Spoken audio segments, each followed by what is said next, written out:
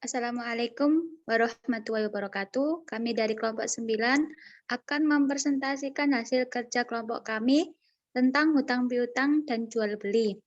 Sebelumnya, saya akan memperkenalkan anggota kelompok saya yang terdiri dari Mbak Hifdatus Zulfa Hasanah dan saya sendiri Zafira Al-Adila. Sebelum itu, saya akan menjelaskan tentang hutang piutang, pengertian hutang piutang. Hutang piutang secara etimologi dalam bahasa Arab adalah al-ariyah. Diambil dari kata arun yang berarti datang dan pergi. Menurut sebagian pendapat, ariyah berasal dari kata awirul alaj yang sama artinya dengan atanawalul awit tanawabu. Saling menukar atau mengganti, yakni dalam tradisi pinjam-meminjam. Sedangkan hutang piutang mempunyai arti menurut Kamus Besar Bahasa Indonesia, yang artinya uang yang dipinjamkan dari orang lain, sedangkan piutang mempunyai arti uang yang dipinjamkan atau dapat ditagih dari orang lain. Next. Selain itu, hutang piutang mempunyai pengertian sama dengan perjanjian Undang-Undang Hukum Perdata Pasal 1754. Next. Nah, ini terdapat rukun dan syarat hutang piutang. Yang pertama, rukun hutang piutang. Syarhul Islam Abi Zakaria Al-Ansori sebagaimana dikutip oleh Muhammad Syafi'i Antonio dalam bukunya yang berjudul Bank Syariah dan Teori ke Praktek memberi penjelasan bahwa rukun hutang piutang itu sama dengan jual beli, yaitu yang berhutang dan yang berpiutang, barang yang dihutangkan, dan bentuk persetujuan antara kedua belah pihak. Next.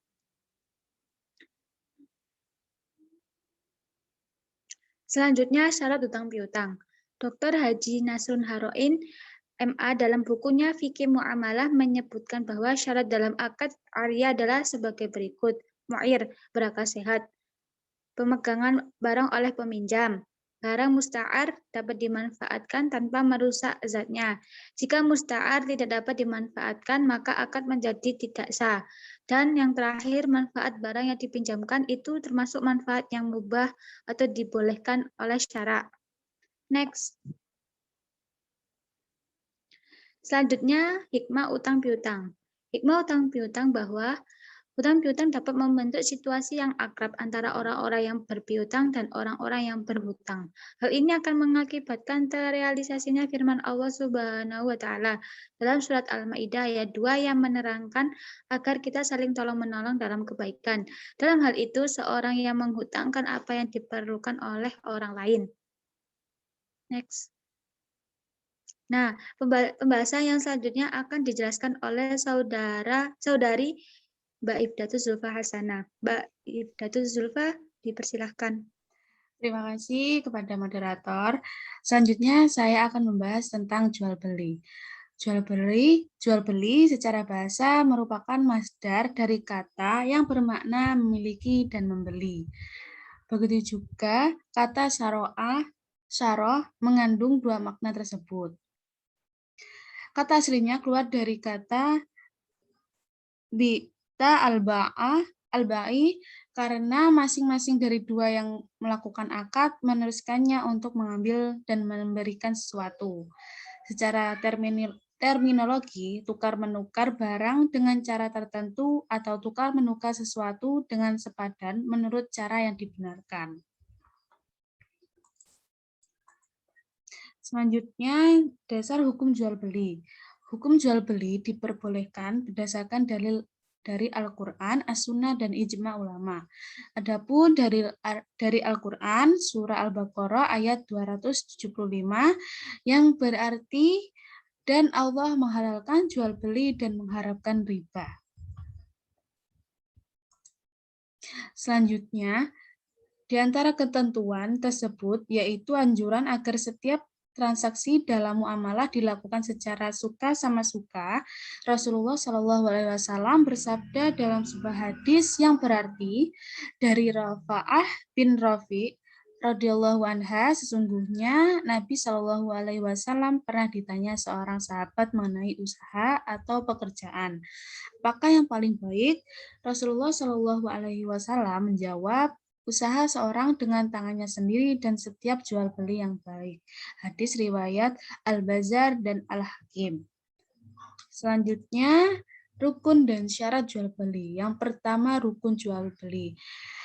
Adapun rukun jual beli adalah sebagai berikut. Yang pertama, orang yang berakad, penjual dan pembeli. Yang kedua, nilai tukar barang, uang, dan barang yang dibeli. Yang ketiga, ijab qabul.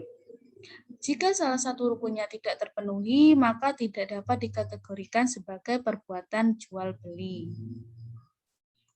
Selanjutnya, syarat jual beli. Yang pertama tentang subjeknya, yaitu kedua belah pihak yang melakukan perjanjian jual beli, penjual dan pembeli. Disyaratkan yang pertama berakal sehat, yang kedua dengan kehendaknya sendiri atau tanpa paksaan, yang ketiga baligh atau dewasa, yang keempat keduanya tidak mubazir, yang kelima dengan kehendaknya sendiri.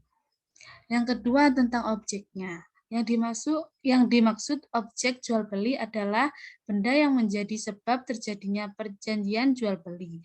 Benda tersebut harus memenuhi syarat-syarat. Yang pertama, suci barangnya. Dua, dapat dimanfaatkan. Tiga, milik orang yang melakukan akad. Yang keempat, mampu menyerahkan. Yang kelima, mengetahui. Dan yang terakhir, barang yang diakadkan di tangan. Selanjutnya, macam-macam jual beli dalam Islam.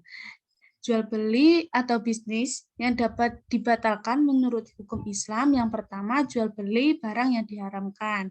Yang kedua, jual beli sperma hewan. Yang ketiga, jual beli dengan perantara. Yang keempat, jual beli anak binatang yang masih berada di perut induknya. Saya kembalikan ke moderator.